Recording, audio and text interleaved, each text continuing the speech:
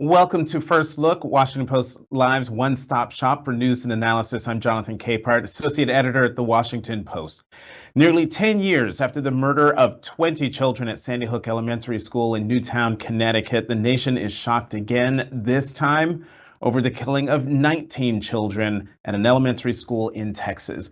Then, as now, there are pleas for gun safety legislation. Nothing happened then, but will something happen now? Let's ask Mariana Sotomayor, congressional reporter at the Washington Post. Mariana, welcome back to First Look. Thanks for having me. So, is Congress considering enacting any new gun safety laws after this latest massacre?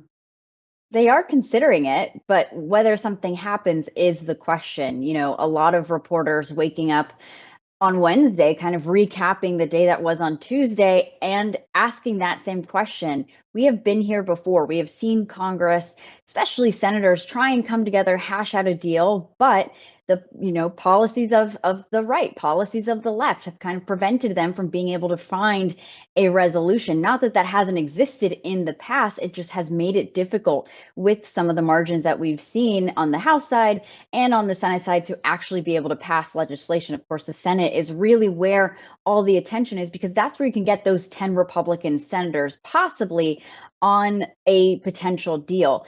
This does feel different, though. I think, just how many people, many Americans were shocked. We've seen many mass shootings, but it just hits differently when you see so many kids get shot and killed in a situation like this.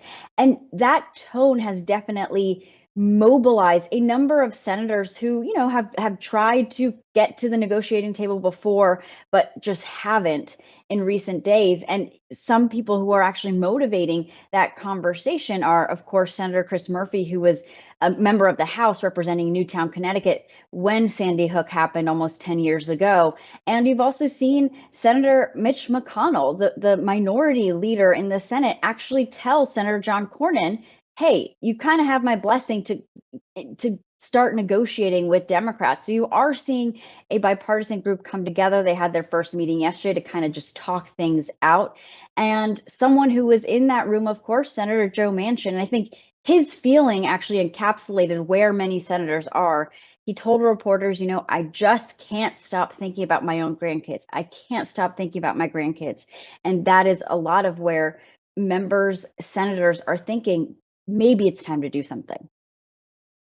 That was a terrific encapsulation of everything that's happening. And yet I find myself going back to those days after Newtown when we had never seen anything like that before, a mass shooting of children at an elementary school. And folks then thought, this is it. This is the moment where Congress is going to move.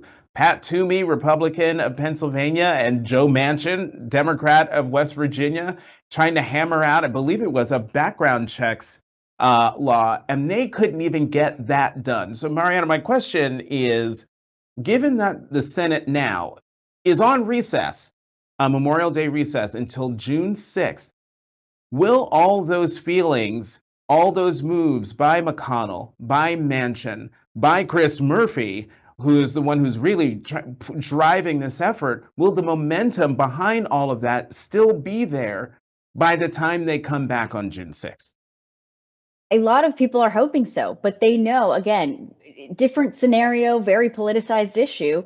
Things have tended to just kind of dissipate.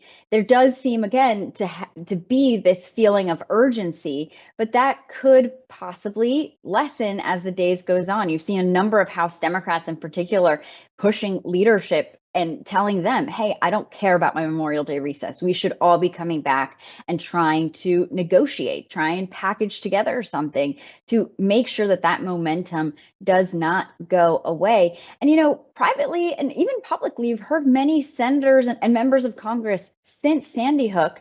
There's been so many mass shootings on different scales. And privately, they've said, if we couldn't pass gun reform when 20 little kids were murdered in Newtown, Connecticut, I don't think we're going to be able to address the issues at hand with this shooting and that shooting. So there is also that feeling of, yeah, we couldn't do it then, but there is some feeling of regret from some members that they weren't able to get it done that is fueling some of these renewed conversations.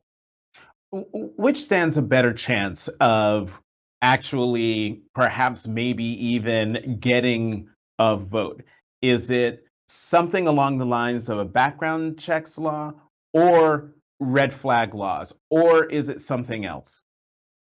So those are two pieces of policy essentially that are under discussion. There have been numerous bills that have come forth to address background checks. They actually, two of them passed the House early last year, and they would close the Charleston loophole. That would essentially, if we all remember the Charleston shooting, the gunman there was able to essentially get a gun that he purchased without a completed background check, because you can get a gun after 3 days. That the legislation currently would extend that time frame, I believe, to 10 days.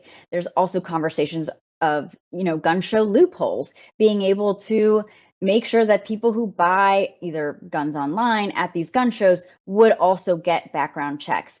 That, of course, those two bills never came up in the Senate. They are now under discussion, but there are some parts to those two pieces of legislation that Republicans don't necessarily like. They want to make sure, for example, that when it comes to the gun show loophole, they think it's a little too broad in the sense that, family members should be able to sell arms to other family members. They would want to make sure that those caveats are there. But there are some senators like Pat Toomey, who is retiring, who would be open to, some kind of gun show sales loophole, closing those loopholes. There's also those red flag laws. That's actually a conversation coming out more so on the House side that, a lot of Democrats say that could help the Republican argument of, this is just about mental health. Well, red flag laws would essentially allow family members as well as law enforcement officers to go to a court. There's discussions about, do you go to a federal court? Can you go to a state court? Should states be able to implement these laws in the ways that they want? But it would essentially allow them to, if they're approved, to take arms away from mentally disturbed people who have just expressed changes in their character and their demeanor and pose a threat to themselves and others. So those are the kinds of things that are under discussion. Things like banning semi-automatic assault rifles, things like that. Democrats know, as much as they would want that to happen, it's just not going to bring Republicans to the table. In the time that we have left, let's talk about President Biden and the role he could possibly play in the negotiations.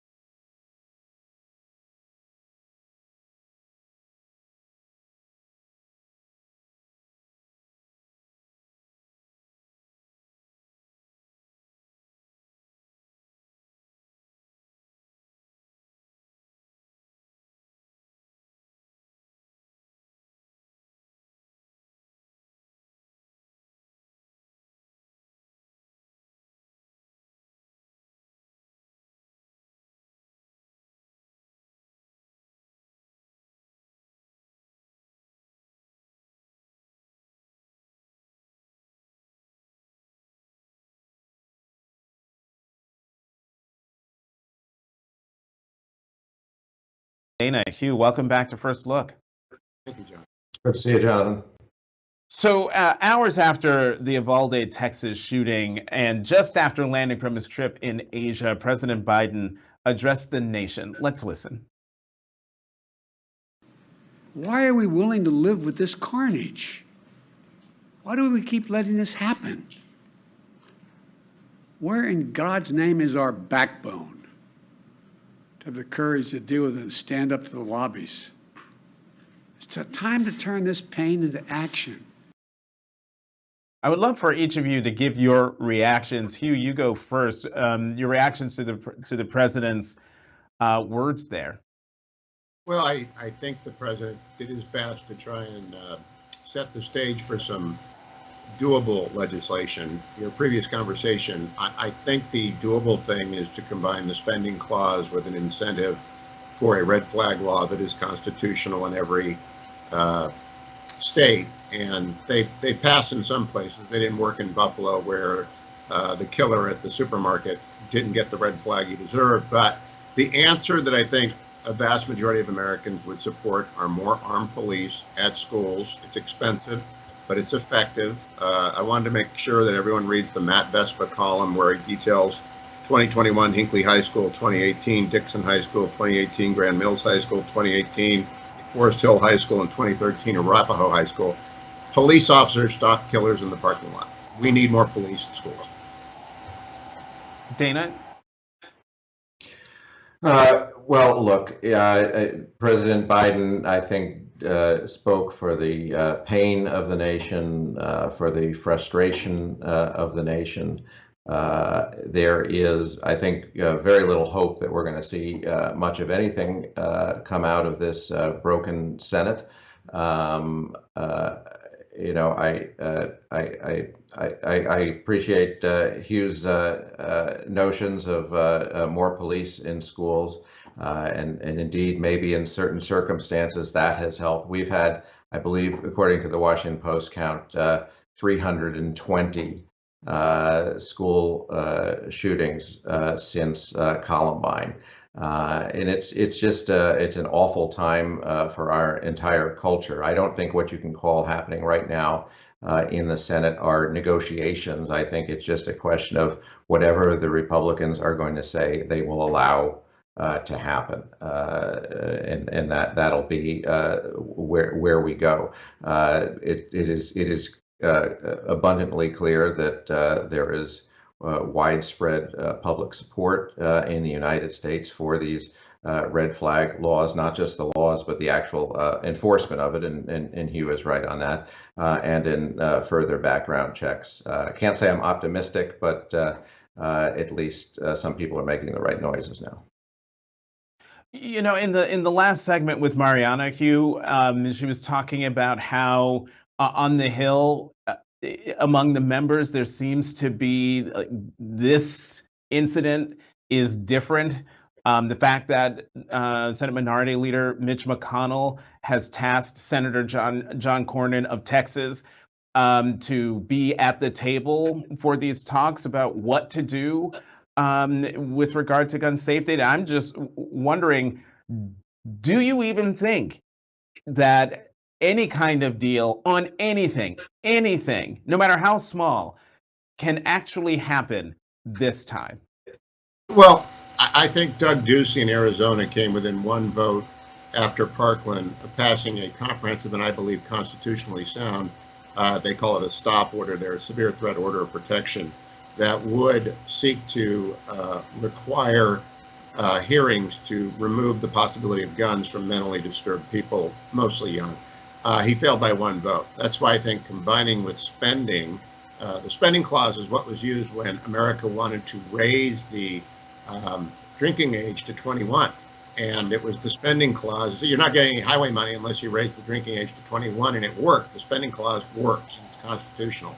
I think if the idea is to marry red flag laws to constitutionally sound red flag laws, people are very, all the talk of gun control will lead more people to buy more guns this week. I'm not a gun owner and I never have been, but I know that people who buy guns always buy more guns when they hear gun control talked about.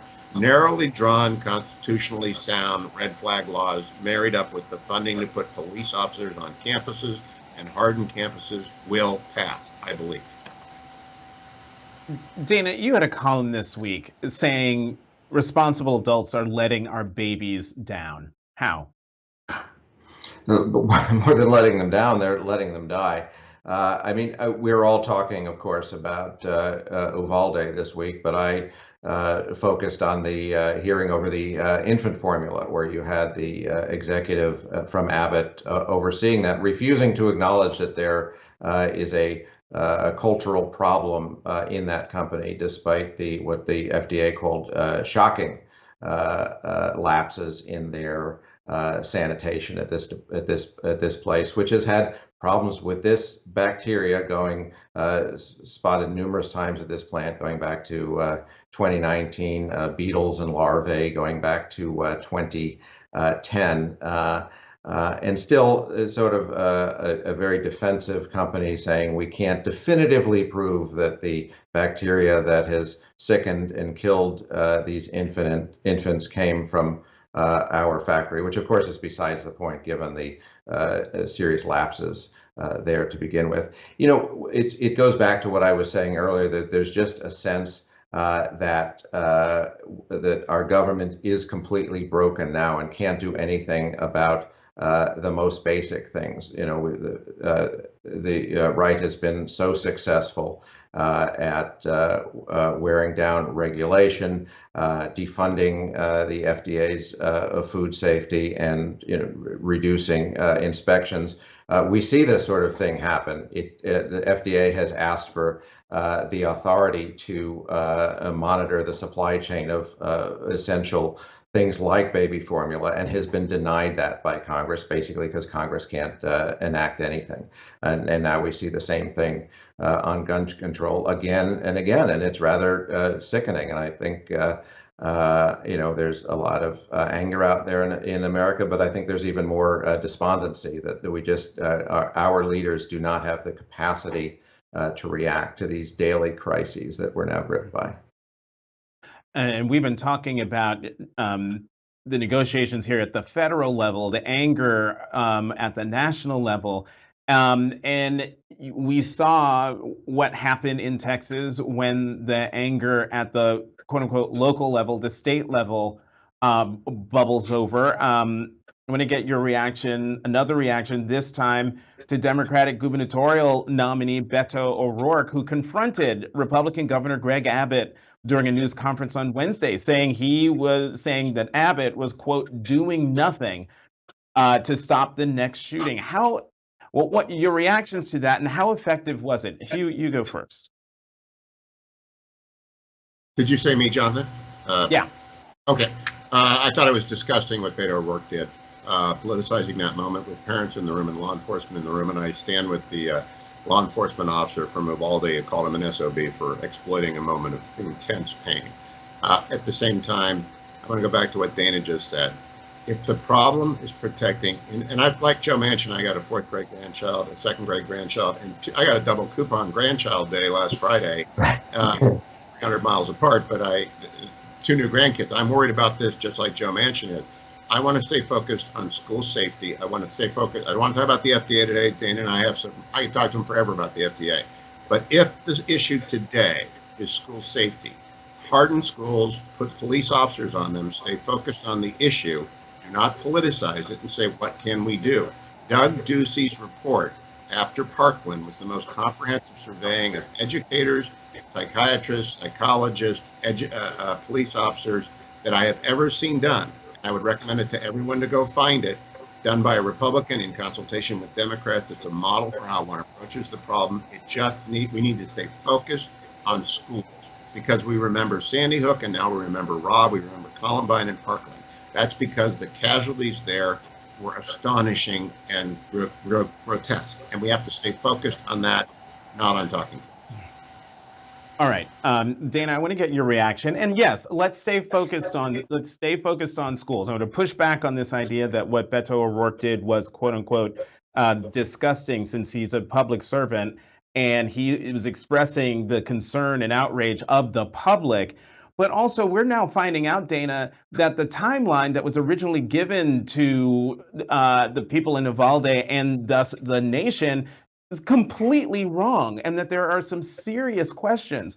So to my mind, what Beto O'Rourke did was channeling the anger, very legitimate anger of parents who we now have seen through video that's been aired on television, of parents pleading with law enforcement in real time to do something, and they didn't do anything. So all that to say, your reaction to what Beto O'Rourke did, and the reaction of those parents, given the conflicting timelines.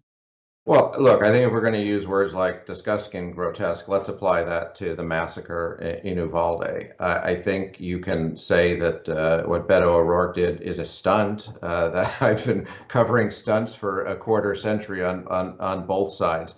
I think there's been a lot of sort of saying, the Democrats or the left are jumping in to politicize a shooting, and then at the same time you're seeing Greg Abbott continuing with a fundraiser on the very night of that massacre. You're seeing the NRA open its convention with 14 acres of guns, as it boasts, in Houston, a few hours drive from Uvalde, with former President Trump, apparently with Abbott, with Ted Cruz, all continuing with this, 14-acre orgy of guns. So, I mean, there is a lot of politicizing. I like to hear Hugh Hewitt talk about what he thinks, something constructive could be on this. And I think that's exactly where we need to be right now, is putting out ideas, any ideas that we can get somebody to do something rather than shouting at each other. But I think Beto is speaking to a very legitimate rage and frustration. It's just despondency. I don't know that he should be heckling at news conferences. On the other hand, I don't know what else anybody can be doing now, since we just seem to have been shouting into a void since 1999 on this. Mm-hmm. Let's switch gears and talk about some of the primaries that took place on Tuesday and zero in on Georgia, where the Trump-endorsed candidate for governor, David Perdue, lost by more than 50 points in his effort to oust the incumbent governor, Brian Kemp. So, Hugh, does this say more about the strength of Kemp or the weakness of Trump and Perdue? Well, Brian Kemp's a very good governor and a very good candidate. He's been on my radio show. I like Brian. He was supported by Chris Christie, Doug Ducey, many other Republicans who want to support good governors doing good things. Also note the Secretary of State won handily and doesn't even have to face a primary. What it shows us is that President Trump's endorsement is worth about 10 points. That's what got Oz into the showdown with David McCormick. It's what got J.D. Vance the nomination in Ohio. But it also has an offsetting effect among the Republican base. Some people do not want the return of relitigating 2020. I am among them. I think that is crazy and a bad way to go about prosecuting the case against Democrats in 2022 and their election. I think the Republicans will win the House unless they fall into that trap. And everyone who believes like I did got a bunch of evidence on Tuesday night that relitigating 2020 is not the way to win an election in 2022.